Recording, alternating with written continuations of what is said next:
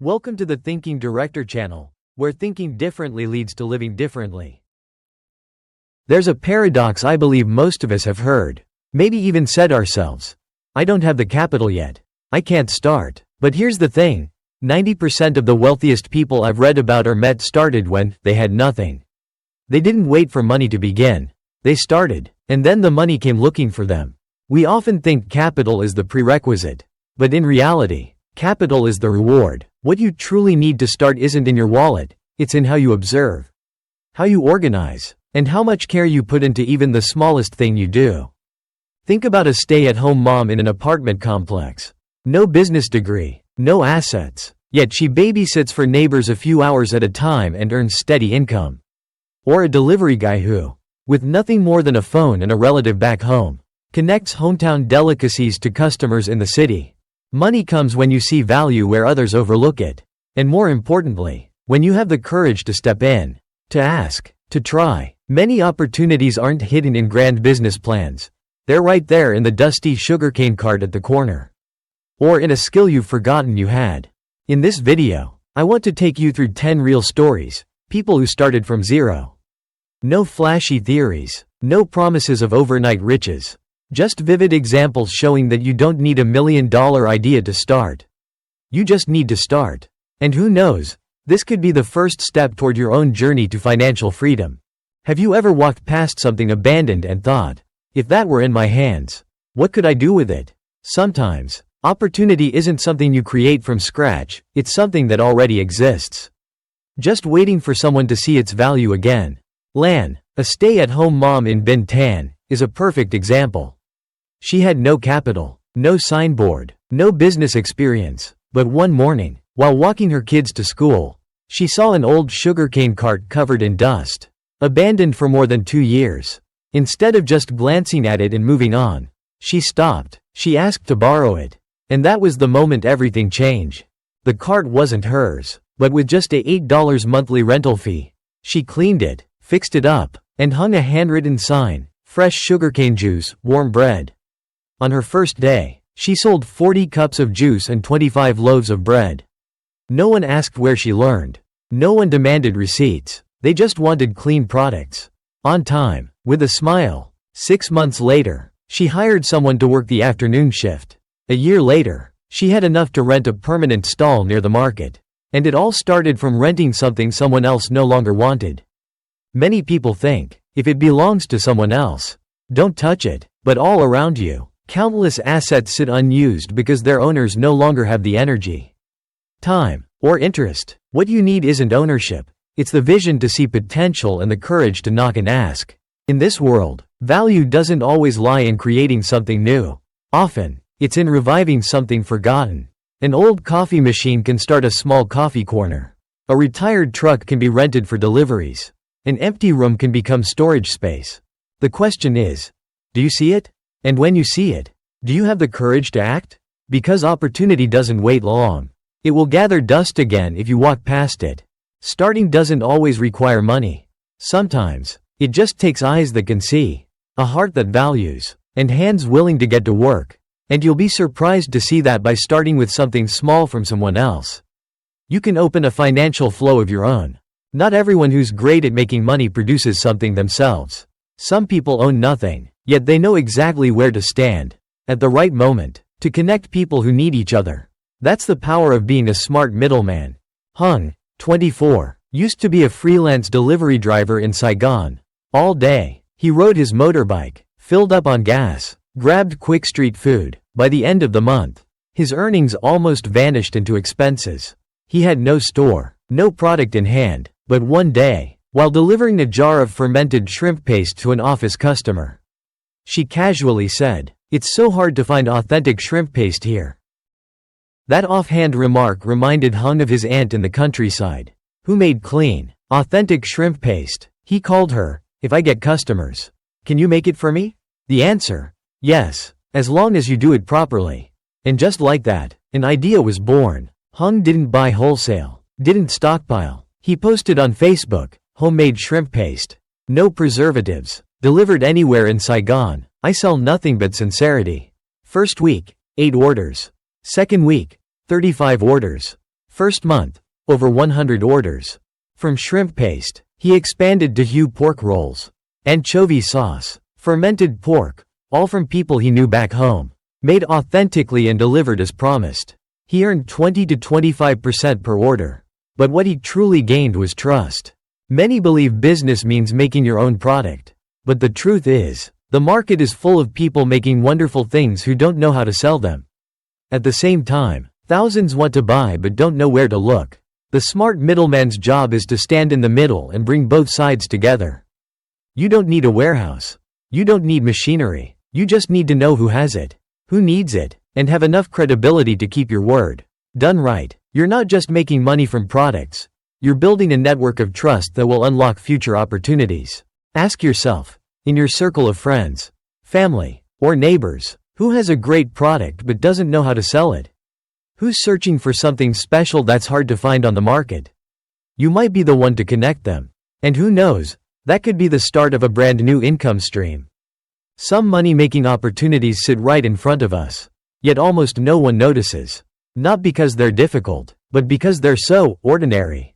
So ordinary that people don't even call it business, they just think of it as helping someone out.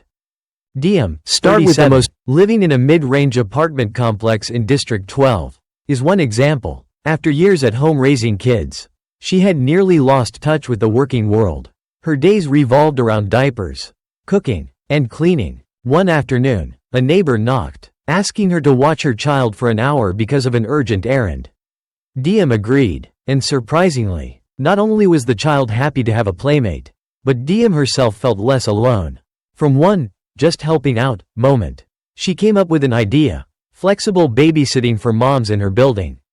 No long-term commitments, just 1 to 3 hours as needed. She posted in the residences group, stating she had experience, had a camera, and while not a daycare, she was a safe, trustworthy place when needed.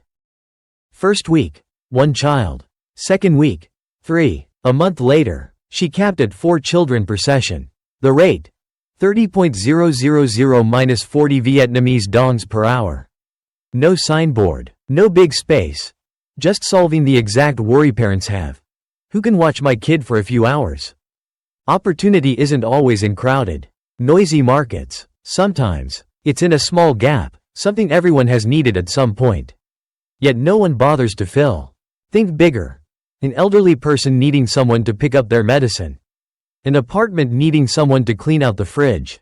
A busy family needing someone to neatly fold their dry laundry. These are all gaps that, if you fill them with care, make you the go-to person. Money doesn't just come from selling what everyone wants, it also comes from helping people when they have no solution. These gaps have little competition, but they require you to be sharp enough to spot them and patient enough to serve. So next time someone asks you to help with a small task, don't just see it as a favor. Ask yourself, how many others might need this too? Because that could be the start of an opportunity no one saw coming. There are jobs everyone sees, but everyone avoids. Not because they're complicated, but because in many people's eyes, they're not worth doing. And that's exactly why, if you're willing to take them on and do them with care, you'll have almost no competition. 21, a nursing student, is a clear example. Living in a boarding house near the market, she often cleaned her room, fridge, and kitchen on weekends as a form of relaxation. One day, borrowing a basin from her neighbor, she saw the fridge looked like a battlefield, melted ice, expired food, and a fishy smell lingering. Ha smiled. Let me clean your fridge for you. I've got deodorizing solution right here. The neighbor thanked her profusely. Cleaning the fridge is the thing I dread most. And I don't like letting strangers into my home. The fridge cleaning service was born from that moment. Ha posted in the boarding house's Facebook group. If you don't have time or don't want to clean your fridge or kitchen, I can do it for you. Thorough cleaning, deodorizing, on time, price. About $2 per session. First day, 2 customers. First weekend, 5. The following week, 10 sessions. Nobody likes touching dirty spots. But Ha didn't just clean, she organized shelves, labeled expiry dates, and sorted food for easy access. What Ha did wasn't grand in the conventional sense, but to her customers, it was worth far more than what they paid. When you do what others don't want to do, but do it better than they expect, you instantly become rare and valuable. In the marketplace, it's not always the most skilled who win, it's the ones willing to work and maintain a meticulous attitude. Many small jobs, if done beyond expectations, become services, and those services can turn into stable income. So, if you don't know where to start, ask yourself, is there something everyone around me avoids doing? If yes, try doing that. You don't have to create a new job, just do an existing one in a way few people can maintain. Because sometimes, opportunity doesn't lie in what's glamorous, it lies in what no one else wants to touch. Many people think that to earn extra income, they have to start a side job or find a new trade. But sometimes, the answer is right in your own home, in the things you bought and then left sitting there. Yen, 35, a garment worker, lived with her husband and 2 small kids in a 16 square meters rented room. One day while cleaning, she pulled out a dusty treasure chest, a folding aluminum ladder, a drill, a stainless steel table, a 3-compartment electric hot pot, and a set of plastic chairs, all practically brand new, yet rarely used. She thought, each of these cost hundreds of thousands to over $1,000,000 VND. And they're just sitting here, what a waste. Why not rent them out? That night, she took photos of each item and posted in her apartment group, if anyone needs to borrow tables, chairs, pots, ladders, I rent them out at a light fee so you don't have to buy. The first week, she had 6 rentals. Someone rented the table and chairs for a small party. Another rented the ladder to hang lights. Another rented the drill to install shelves. Prices ranged from 10,000 to 50 Vietnamese dongs per day. Depending on the item, each rental didn't bring in much money. But it was steady. More importantly, the items were used again. Customers saved money. And Yen had extra cash flow. The truth is, assets aren't just land or gold. Assets can also be the idle items in your home, just one suggestion away from turning into a cash flow. And the benefit isn't just money. When you rent something out, you create connections, you build trust. Regular customers will think of you when they need something, and sometimes, they'll recommend you to others. Take a look around your home. How many things did you buy, just in case, but then forgot about? If they're not serving you daily, maybe they're waiting to serve someone else. Because sometimes, to start, you don't need to buy anything new. You just need to reuse what you already have, and share it in a transparent, trustworthy, and organized way. Many people complain, I'm not good at anything. How can I start a business? But the truth is, you don't need to be exceptional to begin. You just need to do one thing better than most people, and do it consistently. That's already an advantage. Trin, 20, a sophomore literature student, is a perfect example. She had no assets, no big connections, but she had something many people lack: beautiful, rounded, elegant handwriting. One day, while writing a birthday card for a friend, a neighbor saw it and asked, "Can you write a greeting for me? My handwriting is awful." Trin agreed, wrote a few lines, and unexpectedly received 20 Vietnamese dongs. From then on, Trin thought, if people are willing to pay for a few lines, then this is a service. She started offering handwritten wedding cards, inspirational quotes, and bookmarks, each crafted with care. No printing, just handwriting. She casually posted on her personal Facebook, if you need greetings, quotes, or notes handwritten for loved ones, I can do custom orders. No loud advertising, no investment, just meticulousness and care in every stroke. Each week, Trin earned between 600,000 and 1,000,000 Vietnamese dongs, enough not to ask her parents for money. But more importantly, she realized that a skill that seems trivial can become an income source if you turn it into a product. In the digital age, when everything is fast and convenient, slow, handcrafted things become specialties. Beautiful handwriting isn't just about letters, it's about emotion, a personal touch, something that makes the recipient feel valued. The question is, what are you just a little better at than others? Maybe it's cooking a dish, fixing a gadget, telling a story, taking a photo. If you do it better than most and are willing to share, that's already a starting point. Because starting a business doesn't always begin with a grand idea. Sometimes, it starts with something small, but done with patience and sincerity. In a noisy society, everyone wants to speak, but very few are willing to truly listen. And because it's rare, Listening becomes a valuable asset if you know how to use it. Wa, 41, was once a mother who went through postpartum depression. In those months, she felt stuck, lost, and forgotten by the world. What she longed for wasn't advice, it was someone willing to sit down and quietly listen to her pour out her heart. When she overcame that difficult time, she realized many other mothers were also struggling in silence, and she decided to become the person she once needed, a true listener. She posted on social media, "If you're a new mom, tired, lonely, and need someone to listen, I'm here. No judgment, no rush, no pressure." At first, it was free. After a few sessions, some women offered to pay her in appreciation. Gradually, she built it into an emotional support service. 50,000-100 Vietnamese dongs for an hour of conversation. People didn't pay for advice, they paid for genuine presence. For the feeling of being understood. In a world where everyone is busy, having someone dedicate a whole hour just to listen to you is incredibly rare. It creates a connection deeper than any marketing strategy. You may not be a psychologist, but if you've been through pain and overcome it, you have valuable capital to walk alongside others. Sometimes, what they need isn't a solution, it's the feeling of not being left alone. So if you're someone who knows how to listen, keep confidences, and patiently give others time, cherish that. In this era, listening isn't just a skill, it can be a profession, a service, and a thread that ties people together.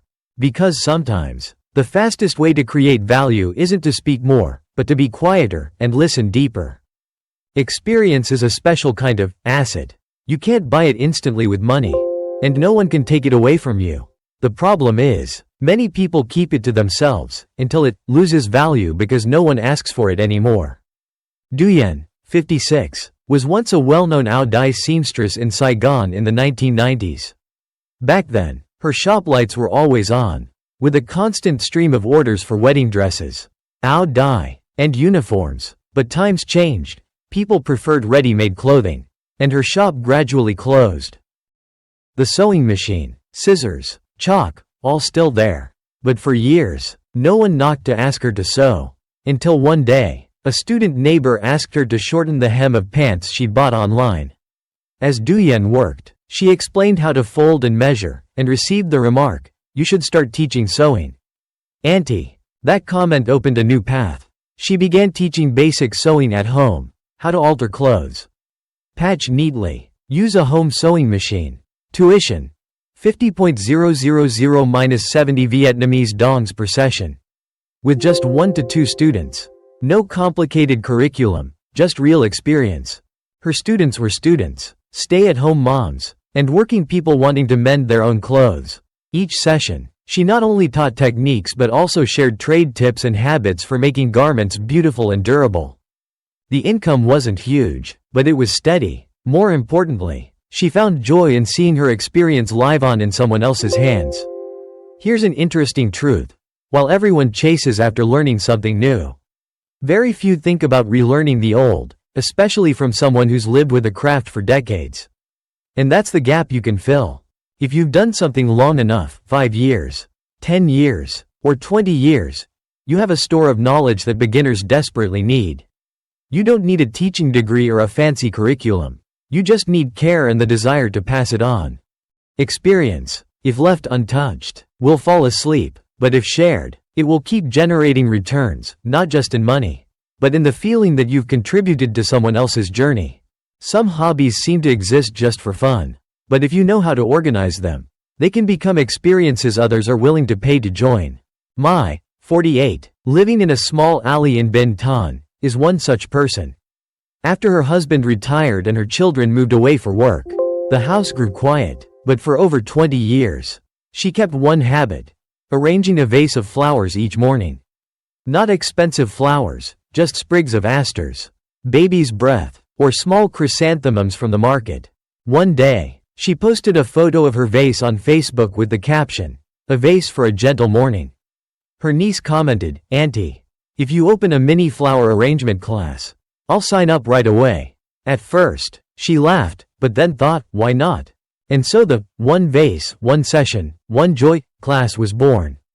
Tuition. 80 Vietnamese dongs per session.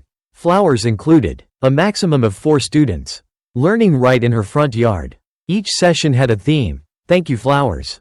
Dining table arrangements. Flowers for mom. Students included young people, office workers, and housewives wanting gentle stress relief. Mai taught how to choose flowers, cut stems, match colors, and adjust composition. No one learned for competition, they all learned to find peace. After class, each person took home their own vase and a card with their reflections. The monthly income wasn't huge, but she felt she was still blooming every day. Mai's story reminds us that not every passion needs to be turned into $1 million empire. Sometimes, it's enough for it to simply support you in a gentle way. If you have a hobby, think, can you share it with others as an experience? People are craving moments that are real, slow, and connected, and you might be the one to create them. Because in a digital world, handcrafted, intimate experiences become a luxury.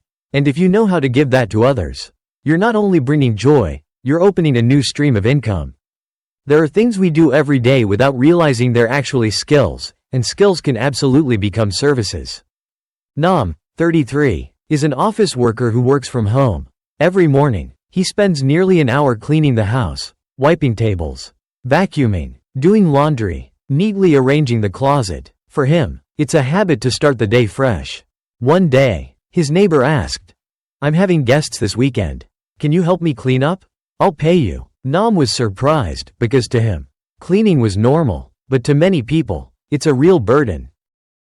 After that, he began taking cleaning jobs for neighbors and friends. He charged by the hour, 70.000-100 Vietnamese dongs per hour, depending on the space and workload. Interestingly, he didn't advertise heavily. He just cleaned well, stayed organized, arrived on time, and kept his word. Customers came on their own. Many even booked him on a weekly basis. Nam realized, tasks that feel routine to him are challenging for others. And if he does them well, they become something people are willing to pay for, just to avoid doing them themselves. In modern society, time is the most valuable asset. People are willing to spend money to buy back free time for themselves and their families. And you, if you know how, can be the one to help them do that. So don't underestimate the tasks you do every day. Cooking, gardening, organizing closets, doing laundry, all can be services. The difference lies in whether you're willing to do them for others with the same care as you do for yourself.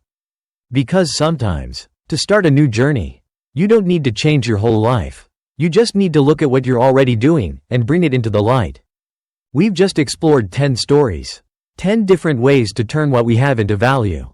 Some started from a tiny corner of their home, some from a skill that seemed insignificant, and some from a habit they've always done. The common thread is this: none of them waited for the perfect moment, and none waited until they were fully ready.